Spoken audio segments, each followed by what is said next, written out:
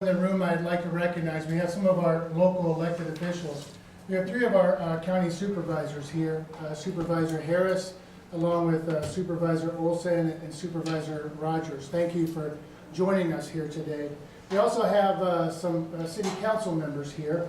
Councilwoman Poe is here, and then Councilman Shields, Councilman Russell, Councilman Olson, and we also have former Councilman Chuck Swartz here. Thank you for your attendance. And then we also have two members of our nonprofit racing board here, the nonprofit license holder, Keith Rippey and Linda Seeger. Thank you. And then we have two legislators that are going to be speaking today, Senator Horn and Senator Zumba. But in addition to them, we have Representative Todd Taylor is here joining us today. So today we're excited to announce a new effort for Cedar Rapids to obtain a casino license from the state of Iowa. As everyone knows, earlier this year the regulatory board denied Cedar Rapids a license. And during that process of that trying to get the regulatory approval, the chairman of the regulatory board, Chairman Lamberti, throughout this discussion said that he welcomed and encouraged legislative input on this issue. So rather than look at the past and lament that the regulatory board declined our license, we decided to move forward. So over the summertime, we've been developing what we feel is a very comprehensive gaming reform for the state of Iowa. We've had a chance to touch base with all of the elected leaders in the Iowa House and Iowa Senate, both Republican and Democrat. And then we've had an opportunity then to work with our local Linn County delegation. And let me just briefly highlight 5 points that are the starting point for this legislative effort. As everyone knows, the legislation has to go through a process. It has to go through a subcommittee process and a committee process and a chamber, and then it has to go to the other chamber and go through that same scenario. So oftentimes how a piece of legislation starts isn't always how it ends, as each one of the 150 legislators try to put their fingerprints and input on the bill along with the governor's office. But there are 5 simple and basic principles to this legislation. The first piece of it is to provide a special category within the licensing division of gaming license for a non-smoking casino. Cedar Rapids would be the first and only non-smoking casino in the state of Iowa. The second piece is to double the amount of gaming revenue that the non-gaming counties get. There are 84 counties in Iowa that do not have a casino, but they do get some revenue, but it's a very small piece of revenue. It's only 0.08% of the total gaming revenue. And so what we've really seen is the communities that host the casinos are the ones that have benefited the most, and those that don't have casinos have only received a portion of the gaming revenues. And there's a fantastic book that's put out every year that shows each county that receives the gaming revenue and what they do with those revenues. So we've noticed that there isn't any fairness in the formula, and so addressing that fairness point, providing more revenue for the non-gaming communities is point number 2. Point number 3 is to provide and establish a 10-year moratorium on any more or any additional gaming revenues. It is fair to say that the casino industry has made some valid points on the saturation of gaming in the state of Iowa, and they're concerned for that. Those arguments have held sway, particularly with the regulatory board at the state level that has been regulating this monopoly for several years. But we recognize the fact that many casinos want to make and actually need to make capital investments over the next several years. So setting the table, the playing field for the next 10 years is why we have that moratorium in there. And then point 4 and point 5 are both related, but the industry offers free play to those that are frequent gamblers. Know that they can sign up for a player's card and they accumulate points, and oftentimes they'll get coupons in the mail that give them a $5 free play or a $10 free play. Well, when those gamers redeem those coupons, the respective casinos have to pay a tax on that. So there really is a disincentive for the casinos to market to the gamers, and it's actually is kind of a double tax on the industry and really a tax on the player. So eliminating that promotional tax, but recognizing that the casino shouldn't benefit 100% from that tax change, that they should allow some of that or roll some of that savings back into the nonprofits. So point number 5 requires for the local nonprofit holder to receive a share of that revenue. So we think this is a very balanced approach to moving forward with gaming reform. But a proposal is just a proposal unless someone embraces it. So as we've been visiting with our local legislators, there are 2 specifically that stepped up and said they wanted to help in this effort to look at overall gaming reform in the state of Iowa. And the first one is Senator Wally Horn. Senator Horn, as I hope maybe most of you know, is the longest serving legislator in the state of Iowa right now. He's the dean of the delegation, both the Linn County delegation, but in the Senate and the entire legislature. He's a former majority leader in the Senate. He's been assistant leader for many times. He's chaired numerous committees throughout his career in the legislature. And interesting enough, he was the floor manager of the first gaming bill in the Iowa Senate.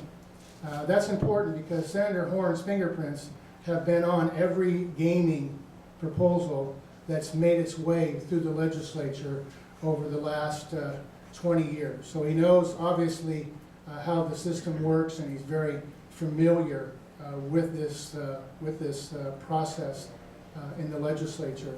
And the fact that he was a former leader is also is an additional help to us.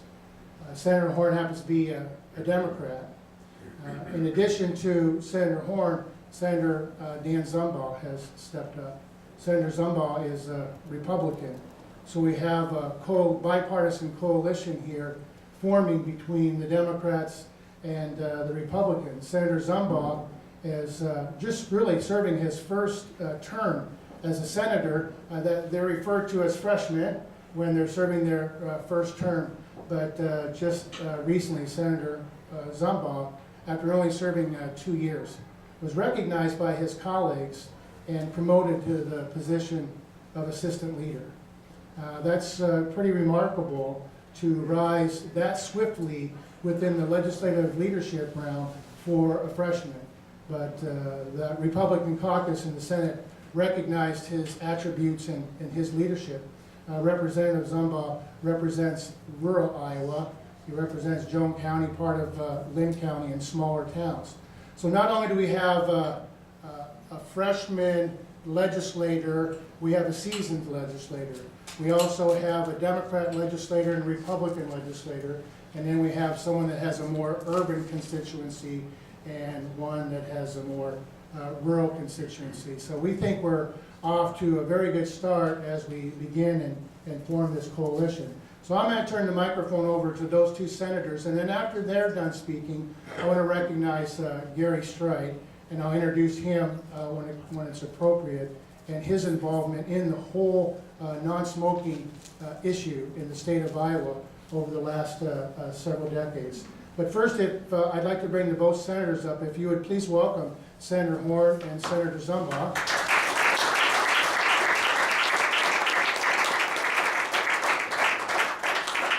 And Senator Zumbaugh, if you don't mind, we'll have the senior senator speak first, and then you can follow up. Okay? Senator Horn. Thank you, Mayor.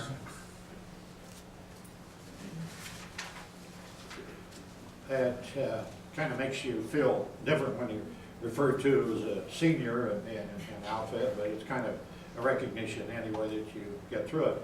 As the mayor has said, I served as Senate Majority Leader when he was Speaker, and we had several discussions between one another. I was in the Senate, he was in the House. But as you know, he could continue talking for another half hour or 45 minutes if you wish for him to. But, I'm going to make mine pretty brief. I think that talking about some of the history of the gambling that went on is that, just give you an example, that I was in charge of it in the Senate, and I brought the bill up. I thought I had the votes, which you need 26, and we always need 27, because we don't want one individual to be said that they passed the bill, you know, and then hold it against them politically for doing it. So we always try to, not 26, but we need 27 in the Senate. But it goes back that I thought I had them, brought it up in the Senate, and all I had was about 24 votes, and I didn't have the 26 or 27. So I lost it, but we deferred the bill, and Bob Keel from Dubuque, who had a supper boat in Dubuque, didn't really want it. So he sent a flower to every one of the persons who voted against me on that bill. And there they were in the Senate receiving a rose, you know, and for voting no on it. Well, I finally got the votes a couple of weeks later and passed it. And who was the first person? He fixed up his dinner boat and went by the rules where we had funny money. We'd go out for 4 hours, and 10% of it had to be for kids' enjoyment. And the workers had to wear the costumes, and we went into all of that. And of course, funny money was, I think it was $200 to go out for 4 hours and come back in.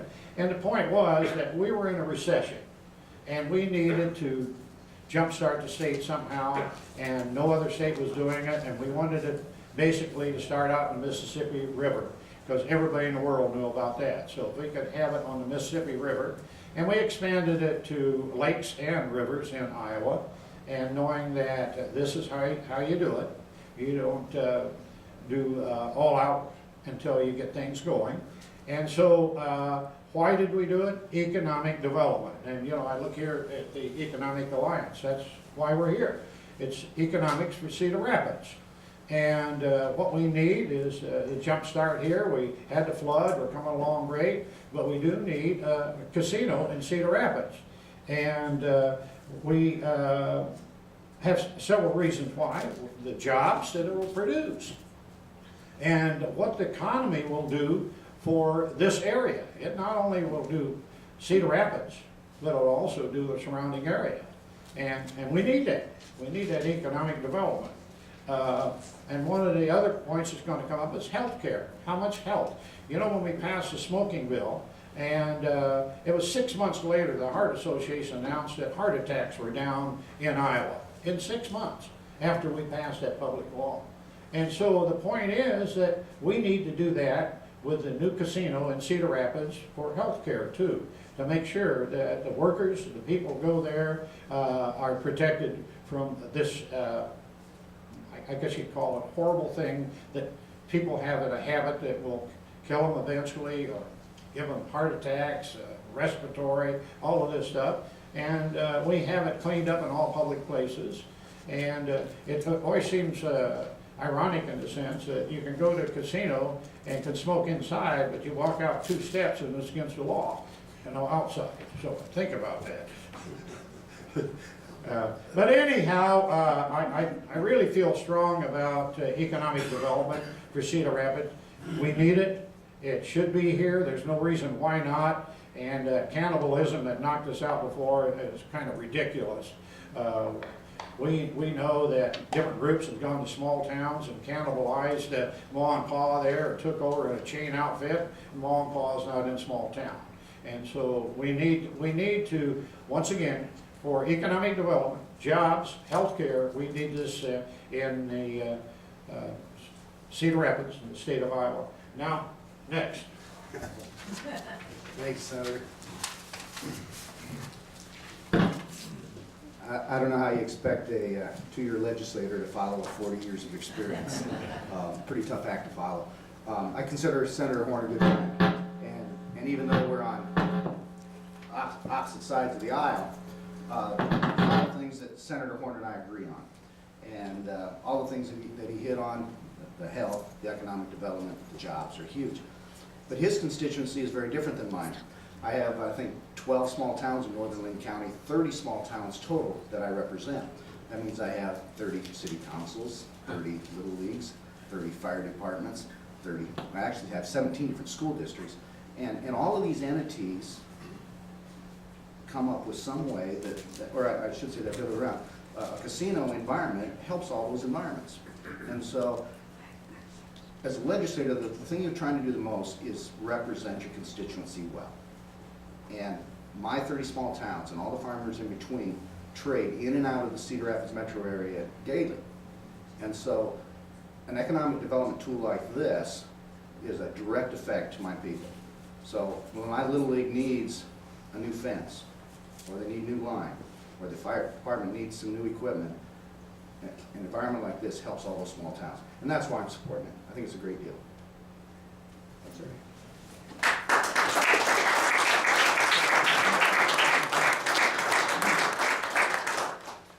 Our final speaker, and then we'll open it up for some questions, is Gary Strike. Gary Strike is board president of the Iowa Advisory Board for the American Cancer Society. Gary, for his entire life, has been a champion promoting the cause of smoke-free workplaces and smoke-free restaurants, smoke-free bars, just a smoke-free society. As a matter of fact, the Ted Mars Award is given out to a volunteer in the entire country of the United States of America by the American Cancer Society.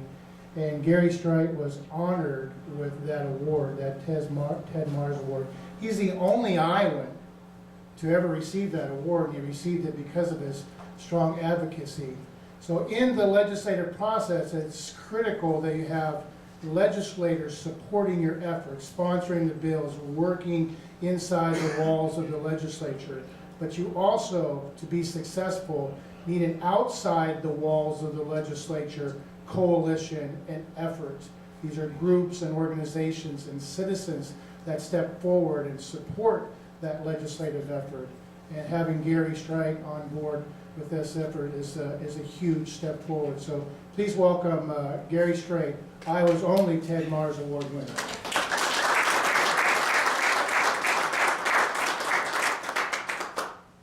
Get that award for being a pain in the you-know-what.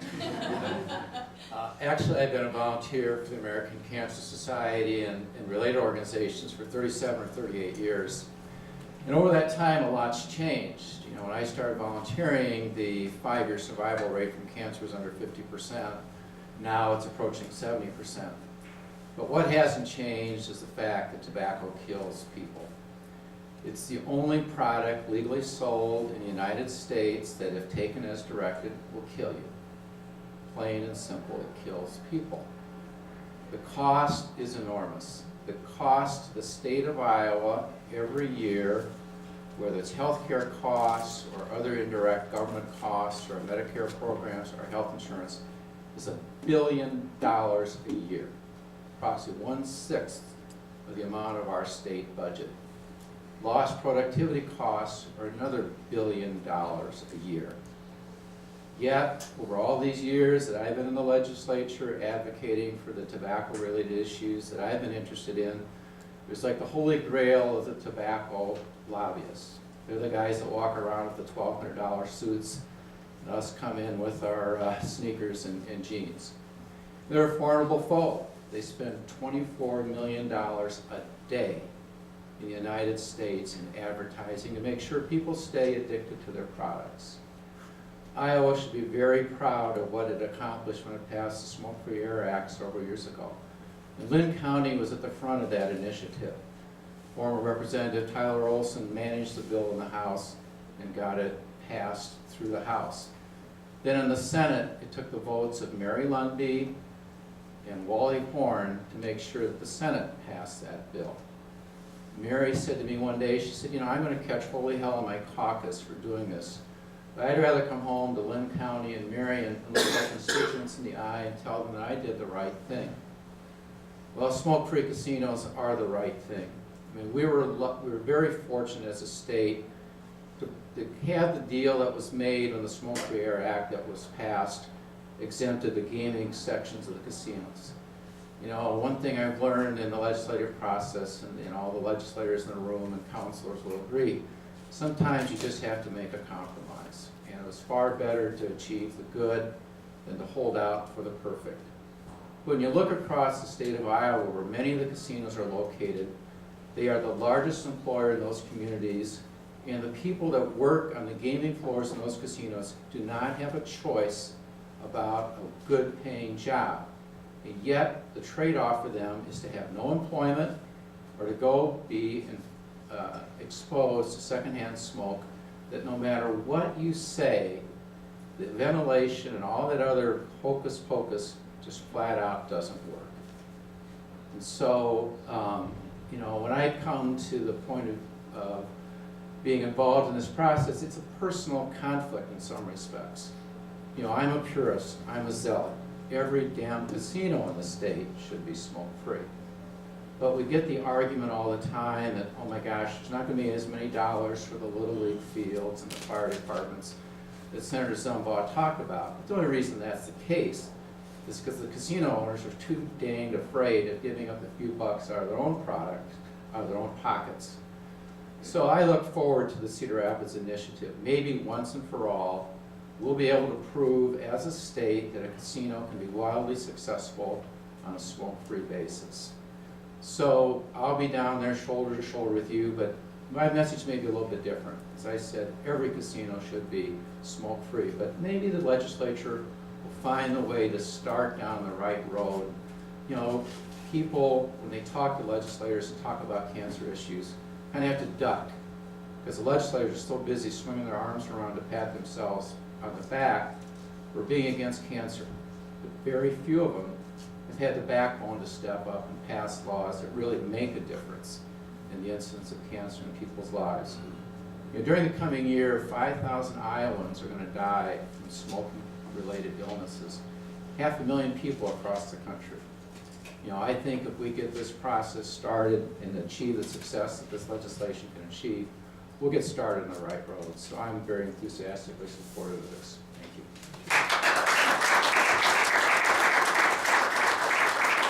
Thank you, Jerry. We also had Senator Liz Mathis joined us, and I wanted to be clear, although Senator Horn and Senator Zumbaugh are speaking today, all of the Lynn County delegation has been helpful in this effort. As a matter of fact, Representative Taylor here is going to be working with Ken Reiser, newly elected representative out of Marion. They're going to co-sponsor a companion bill over in the House. So we're off to a good start. It's going to be a long journey, but we look forward to talking to more legislators and the general public. And it appears as the legislative agenda starts to shape up for 2015, we all know that this roads and bridges issue is going to be one of the issues that the legislature addresses, along with the time-honored tradition of balancing the budget.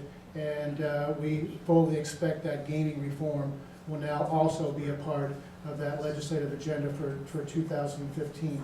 We're starting to have a little problem with our microphone, so what I think we'll do is we'll just close the press conference, and then all those that want to have individual interviews with the senators or Gary, we'll let the television cameras come and do that along with the print media. So thank you very much for coming today.